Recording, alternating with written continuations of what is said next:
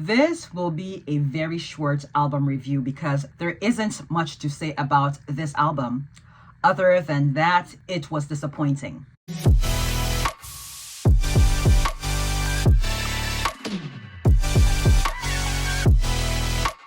Beautiful Things is the reason I listened to this album.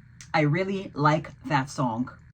The songs on this album, on the other hand, are not bad, and Benson obviously can sing and is incredibly talented. I mean, those backflips are legendary at this point. But a lot of the songs are generic and therefore forgettable, and he's trying to make 80s pop his sound. But so many of his peers are doing the same thing and doing it better than he is. Most notably, Chappell Roan. And then his sort of cosplaying as an Elvis or Harry Styles wannabe in some of his music videos and live performances with this outfit. It's confusing. Like, dude, pick a decade and stay there for one project and really commit to it. Are you 50s or 80s for this one project? Not saying he can't mix and match, but I think it's wise for him to sort out his identity within this industry first, because right now I personally don't know who Benson Boone is, music-wise anyway. Like, what is his thing other than backflips? What will his musical or artistic legacy be once he gets older? And we hope he can still do them backflips then, but assuming he's not able to, what will be the thing that separates him from his peers? Right now, I can't think of any. And even the fact that he has to do all that, make a decade his whole aesthetic, shows the sad state of affairs for Gen Z pop stars in general. This is not to say that millennial or Gen X pop stars haven't borrowed from previous generations and eras. They have, no doubt. However, I don't remember it being this rampant, if my memory serves me correctly. Just my opinion, of course. Some examples of this very thing I'm referring to are Sabrina Carpenter having this 50s or 60s aesthetic, go-go boots and all. We have Tate McRae doing the Y2K thing and constantly being compared to Britney Spears. Same thing with Olivia Rodrigo, constantly being compared to Avril Lavigne and Alanis Morissette.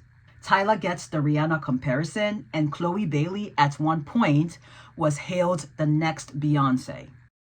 As talented as these kids are, it's like they don't have a strong or unique enough style or sound to make them stand on their own without constant comparisons. Their management and PR team may also be to blame for similar branding to the artist they are being compared to. That being said, I do really like Mystical Magical. It sounds like a nod to Olivia Newton's Physical. Mama Song and Wanted Man are also great.